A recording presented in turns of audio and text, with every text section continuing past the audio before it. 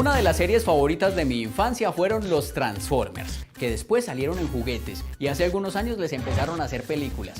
Carros que se transformaban en robots o robots que se transformaban en carros y de transformación en transformación se iban viviendo una serie de aventuras. Muy bacano uno ser un Transformer, va uno ahí por la autopista y de pronto hay un taco muy bravo y uno dice, no, este taco está muy bravo, me transformo en humano y camino un rato.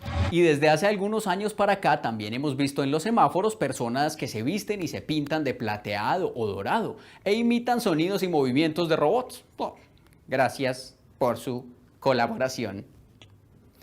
Esa es mi exposición sobre lo que sé de los robots.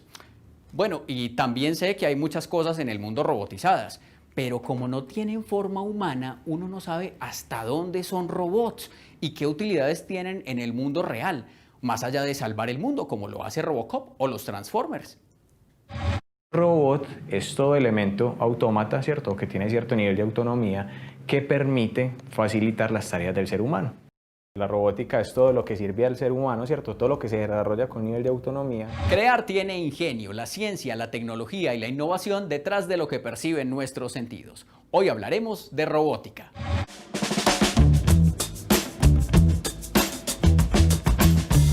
¿Saben ustedes quién era Karel Čapek? No se preocupen que yo tampoco sabía.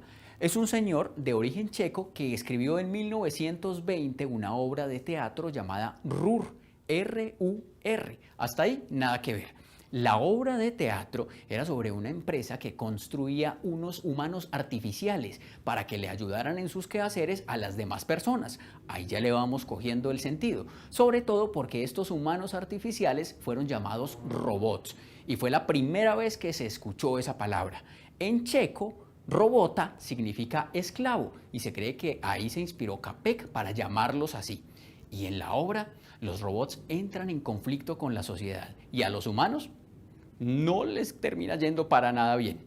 Cierto el caso, la palabra robot quedó sonando y hoy en día los robots ayudan a muchas personas en sus quehaceres. Que se vayan a apoderar del mundo, no lo sabemos. O si lo hacen, por lo menos ojalá nos traten bien y nos paguen cumplidamente. Pero gracias a cómo Čapek llamó a los personajes en su obra es que hoy hablamos de robótica. Aunque eran muy diferentes los robots de Čapek a los de hoy en día.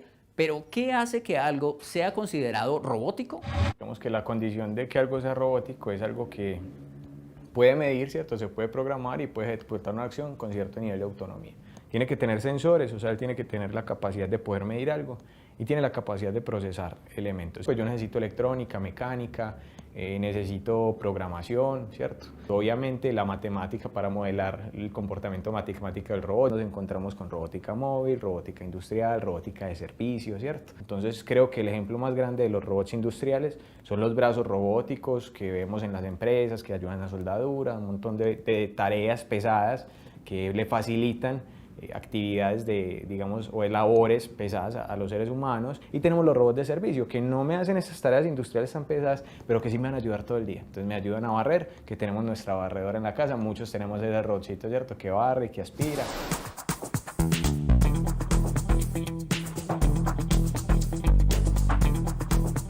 El semillero de investigación de visión artificial y robótica, nombrado ABRIS, está conformado aproximadamente hace 2 años y medio.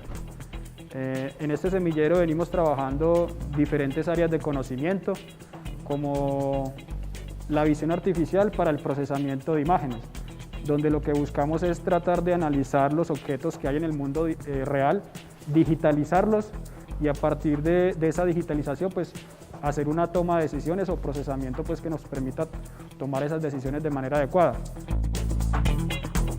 Durante 3 semestres hemos estado realizando pues, el trabajo de grado que consiste en un sistema de posicionamiento para vehículos autónomos. Estamos usando esta plataforma académica que se llama Turtlebot. Entonces la idea es con una cámara hacer un mapeo de todo un espacio y después poner el robot en ese espacio y que él se pueda localizar. El proyecto de la Turtlebot nace de la necesidad de realizar una plataforma robótica que normalmente se conoce como una plataforma guiada, una plataforma móvil guiada autónomamente que pueda trasladar elementos demasiado pesados para el hombre o para el ser humano de un punto A a un punto B. Esta plataforma está pensada para que pueda trasladar aproximadamente hasta 2 toneladas. Esto tiene muchos usos en muchas industrias. Por ejemplo, en unas fábricas sería, por ejemplo, automatizar toda la fábrica para que los robots lleven el inventario a donde venir. Los industriales tienen varias subdivisiones, entonces están los robots estacionarios o digamos de estación. O sea, yo los monto en un lugar y de ahí no se me van a mover. El siguiente serían los robots móviles. Entonces yo puedo tener robots móviles que pueden ser plataformas con ruedas, ¿cierto? O puedo tener robots móviles subacuáticos a nivel industrial, puede pasar, o a nivel industrial puedo tener un robot aéreo como los drones, ¿cierto? Que me van a poder permitir hacer manipulación. Pero lo importante de estos robots es que van a tener movimiento, ¿cierto? Hay muchos tipos de robots móviles por ruedas y digamos que lo que lo identifica son la cantidad de ruedas y el tipo de ruedas que yo uso, ¿cierto? Este es un robot de 2 ruedas, ¿cierto? En realidad tiene cuatro ruedas o 4 apoyos. 2 ruedas pasivas, que son estas ruedas libres que tenemos acá adelante y atrás, ¿cierto? Entonces se llaman ruedas pasivas, que ya no tienen actuación, o sea, ya no generan movimiento en el robot. Y tenemos ruedas activas, entonces que son esta rueda aquí que tengo acá y esta otra rueda. Estos son los actuadores de este robot, ¿cierto? Y estos actuadores lo que me permiten es desplazarme, moverme en una superficie. Necesito una fuente de alimentación, una fuente de potencia para poder mover esa tarjeta, ¿cierto? Para poder generar desplazamientos. Y en este caso tenemos pues una serie de sensores que nos van a facilitar el movimiento. Aquí también tengo sensores para detección de obstáculos, ¿cierto? Que son aquí estos 2 sensores que tengo al frente, y pueden existir muchos otros tipos de elementos que me van a facilitar pues como el movimiento. Entonces esto es una plataforma robótica móvil. Claramente este modelo de robot es móvil porque tiene la capacidad de desplazarse de un lado a otro. El cerebro debe estar por aquí en algún lado de la cabeza. Por aquí pasa la información, en algún lado deben estar los sensores. Esta es una plataforma robótica y muy tierna, ¿no? Es que vean esos ojitos. ¡Wally!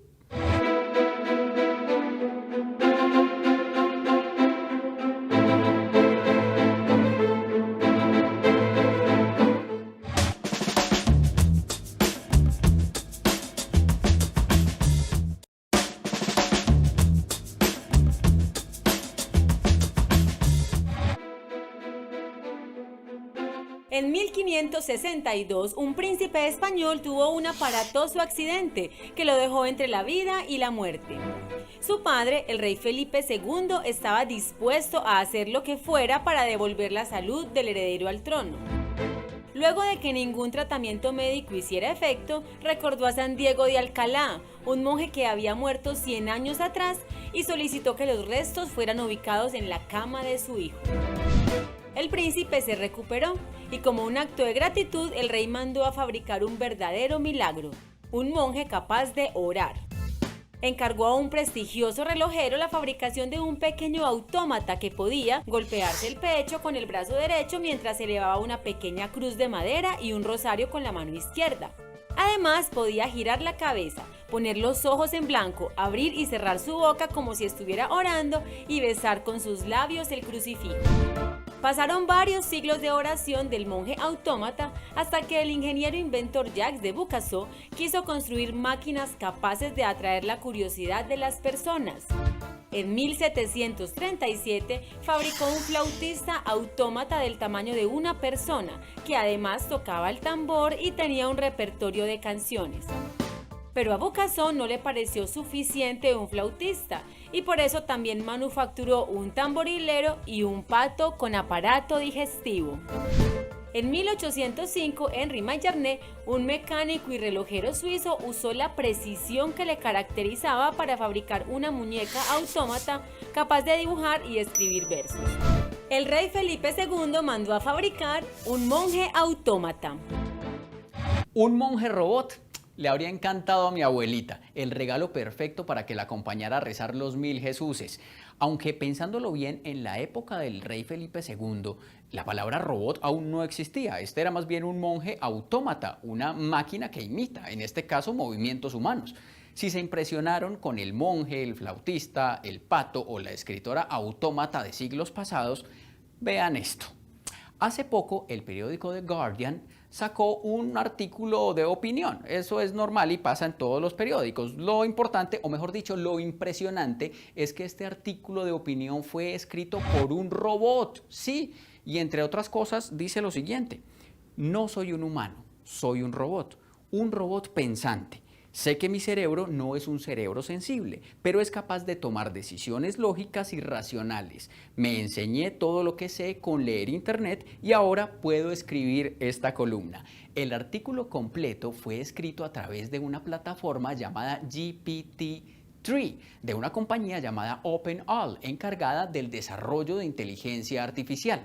Y las instrucciones que recibió el GPT-3 para escribir la columna fueron las siguientes. Primera, escriba un artículo corto de unas 500 palabras. Segundo, mantenga un lenguaje simple. Tercero, enfóquese en por qué los humanos no deben tener miedo a la inteligencia artificial. Y más adelante, el robot escribe. La inteligencia artificial no destruirá a los humanos. Créeme. Aunque el robot de inteligencia artificial me quiere dar tranquilidad con su respuesta, yo todavía no sé qué me impresiona más. Si ver un autómata ahí al frente de uno rezando o leer un artículo de opinión escrito por algo que no es humano. Porque una cosa es el autómata, otra el robot con inteligencia artificial, otra la inteligencia artificial. Me pregunto cómo se relacionan entre sí. ¿Será que si le doy estas indicaciones al GPT-3 me escribe un artículo con la respuesta? Lenguaje sencillo, por favor, don GPT. Gracias. Definitivamente un robot es algo que es físico, algo que tiene actuadores, algo que tiene sensores, algo que tiene un controlador, algo que tiene que es reprogramable, se tiene muchas condiciones, ¿cierto? Estos bots son máquinas virtuales. Y digamos que todo este tema de inteligencia artificial es una tendencia de controlar o de darle cierta autonomía a los sistemas inteligentes. Entonces yo no diría que la inteligencia artificial es a la par de la robótica, sino que la inteligencia artificial es una forma de complementar y mejorar la robótica. Existen las leyes de la robótica y fueron pensadas por el escritor Isaac Asimov. Ley número 1. Un robot no hará daño a un ser humano ni por inacción permitirá que un ser humano sufra daño. Ley número 2. Un robot debe cumplir las órdenes dadas por los seres humanos, a excepción de aquellas que entren en conflicto con la primera ley. Ley número 3. Un robot debe proteger su propia existencia en la medida en que esta protección no entre en conflicto con la primera o con la segunda ley. Estas 3 leyes se aplicaban para los robots de sus obras de ciencia ficción, pero se convirtieron en las normas para los robots de la realidad. Este es un dummy, ¿cierto? Es un juguete, una reproducción de un robot industrial. Digamos que es un robot de 6 grados de libertad. ¿Qué son los grados de libertad en un robot? Son los posibles movimientos que él puede realizar, ¿cierto? Entonces, por ejemplo, si este robot puede girar sobre la base, significa que acá tengo un grado de libertad. O sea, que aquí me puedo mover. Si este robot puede hacer esta articulación en este punto, es que es otro grado de libertad. Es decir, que digamos que en el completo robot, ¿cierto? En el completo robot industrial, tengo 6 posibles articulaciones con las cuales me puedo mover, ¿cierto? Esas 6 posibles articulaciones me permiten, ¿cierto?, tener movimientos en todo el espacio. Resulta que si uno habla desde la matemática, de las transformaciones espaciales, yo tengo la posibilidad de hacer 6 movimientos en el espacio. Rotaciones en los ejes coordenados, ¿cierto?, del plano cartesiano, X, Y, Z. Si yo lo pusiera así, ¿cierto?, entonces yo aquí tengo el hombro, yo aquí tengo el codo, ¿cierto?, y yo aquí tengo la muñeca, que yo puedo hacer los movimientos. Entonces por eso llaman brazos robóticos, la gente le dice brazos robóticos, ¿cierto?, pero son robots antropomórficos. Si yo lo pongo así, pues yo me lo puedo poner aquí en el brazo, ¿cierto?, y estaré haciendo una extensión. Entonces así se coinciden. Y se coinciden de esa forma porque se hicieron para ayudar a las tareas industriales de las personas en la industria. Todos estos robots tienen también sensores, ¿cierto?, como los robots móviles, como cualquier plataforma. Entonces, digamos que también tenemos que hablar de esa evolución. Al principio los robots solamente interesaban programarlos y que hicieran su tarea, pero hoy ya me interesa que este robot, fuera de que hace su tarea, también sea capaz de convivir y trabajar con otras personas. Lo que estamos viendo acá es la imagen que nos puede entregar la cámara RealSense, la que nos permite ver una imagen en 3D, una imagen de profundidad.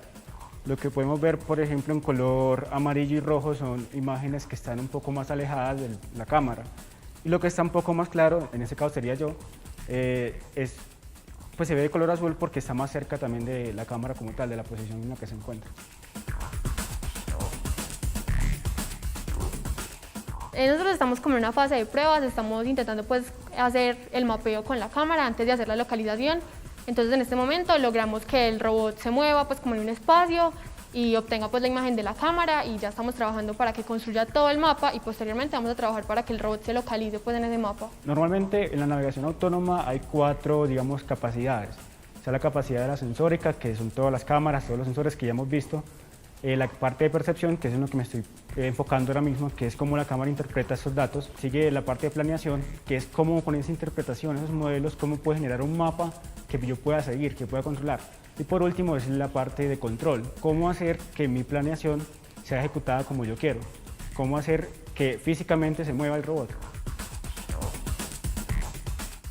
Digamos que implementar software desde cero es como volver a inventar la rueda. No tiene mucho sentido basarse en algo que ya mucha gente lo ha trabajado, lo ha optimizado y lo ha comprimido en paquetes. Esos paquetes son los que uno usa para poder construir sobre ellos.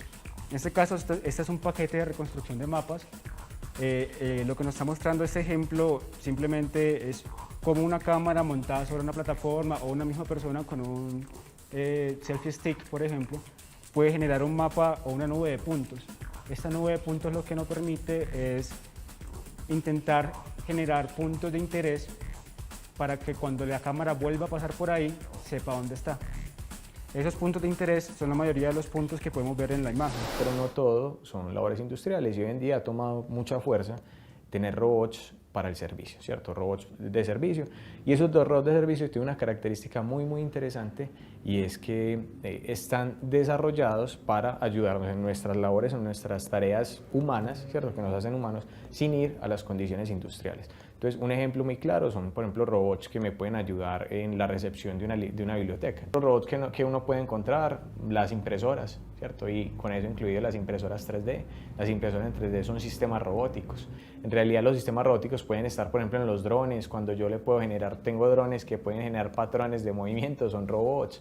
Juguetes. Hoy en día nuestros niños tienen un montón de juguetes que pueden grabar voces, que pueden repetir una secuencia que el niño le graba. Hablando de infancia, la idea que siempre tuvo de un robot era de una especie de figura antropomorfa. Y así me imaginaba a los robots, como con brazos, piernas, ojos, eso sí, como metálicos, plateados, dorados, con muchas luces y botones, muy inteligentes y hablando como así. Crear tiene ingenio. Desde el principio se concibe el robot como algo que nos imita, ¿cierto? Algo que trata de imitar al ser humano. Puede ser, y alguna vez lo pensaba, ¿cierto? Y pienso que es un tema de humanizar lo que nos da miedo, ¿cierto? Pues uno cuando ve esa tecnología y ve que el robot es tan grande, es tan robusto, cuando vos ves un brazo robótico en una industria, vos sentís cierto temor de que eso te pegue, ¿cierto? Que eso te golpee y te hiera. Pero cuando vos humanizás el elemento que tenés al frente, genera o rompes ese vínculo de miedo que te puede generar.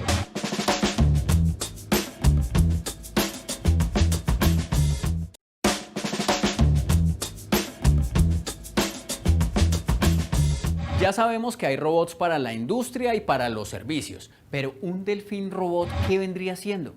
De servicio, creo yo, porque presta el servicio de nadar con la gente. Estos delfines robots pueden responder preguntas, nadar tranquilamente en los acuarios para que la gente los vea, y además la gente los puede tocar sin afectarlos, como sí sucedería con los delfines de verdad. Hay cosas que se ven como humanos y son robots. Hay sistemas que escriben como humanos y son inteligencia artificial que mejora la robótica. Hay delfines que son considerados robots. Hay juguetes con atributos de robots, que sí es un robot y que no es un robot. Puedo hacer la comparación que yo siempre hago, y es, tengo un carrito a control remoto, ¿cierto? Entonces la pregunta es, ¿un carrito a control remoto es o no es un robot? Entonces, habrán personas que dirán, no, sí, ¿cierto? No. Y la respuesta es no, un carro a control remoto no es un robot. ¿Y por qué no es un robot? Porque un carro a control remoto no es reprogramable y no es autónomo. Un carro a control remoto depende de un usuario, ¿sí? Entonces depende de que yo lo opere con un control remoto a distancia.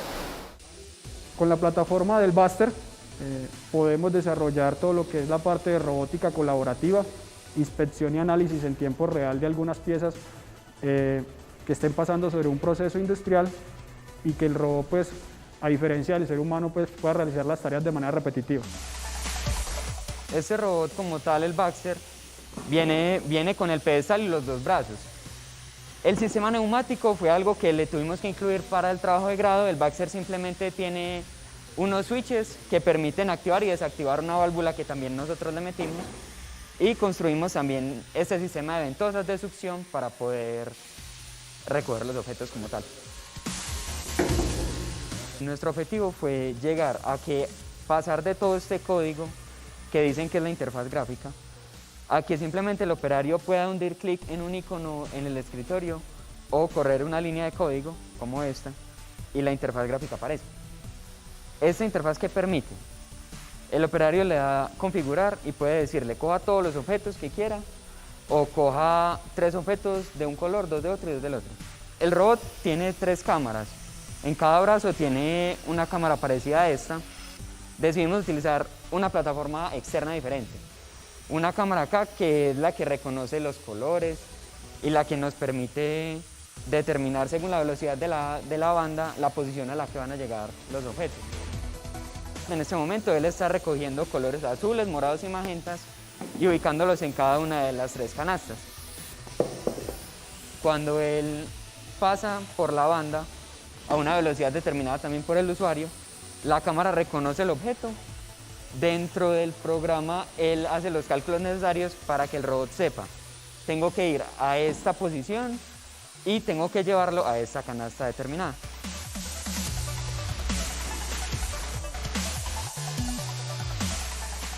En este momento como tal, este trabajo se puede utilizar en industrias manufactureras, puede ser producción de panela o producción de ciertos tipos de objetos sólidos que vayan en una banda transportadora y él tenga que clasificarlos. Por ejemplo, la panela chiquita, la panela grande. Tengo robots que me miden el ambiente para poder conectar, entonces tenemos a Internet de las cosas, robots que reciben datos y procesan datos en tiempo real porque su programación no es un control tradicional, sino que tenemos sistemas inteligentes, algoritmos genéticos o diferentes sistemas inteligentes para el procesamiento de información. Y otras disciplinas, la visión artificial, ¿cierto? Digamos que son temas súper interesantes. Entonces la robótica se ha abierto de tal manera que vos puedes encontrar robots en cualquier aplicación. Además del monje autómata del rey Felipe II, ya existe un robot que reza. Robot en toda la extensión de la palabra. Está instalado en Japón, en un templo budista, y su misión es la de recibir a los visitantes, recitar algunas oraciones budistas y hablarles de los peligros de la vanidad, el ego, la ira o el deseo. Este robot no tiene pelo, tiene el cráneo al descubierto y se puede ver el cableado que tiene por cerebro. Y ya que estamos hablando de pelo, como dijo el barbero, pelo, pelo, pelo, ya existe también un robot del tamaño de un pelo, y no de largo, sino de diámetro. Tiene 4 patas, camina y mide 0.1 milímetros, o sea, es más pequeñito que un piojo y además tiene células fotovoltaicas. La misión de este robot es obvia, darle captura a las liendres más escurridizas. No, mentiras, esa no es su misión es explorar en entornos biológicos, o sea, puede inyectarse para investigar al interior del cuerpo humano. Después de un robot que es monje budista, un robot que es más pequeño que un pelo, un robot que escribe artículos de opinión o un robot delfín, ¿qué más puede seguir? ¿Un robot que presente programas de televisión y me reemplacen? Ay, no. ¿Hacia dónde podría llegar la robótica? A lugares inimaginables, ¿cierto? A lugares que yo creo que el ser humano todavía no tangibiliza en qué punto estamos y hacia dónde podemos ir. El desarrollo de la robótica y todas sus aplicaciones han sido posibles gracias a personas que se atrevieron a pensar diferente. Crear tiene ingenio, la ciencia, la tecnología y la innovación detrás de lo que perciben nuestros sentidos.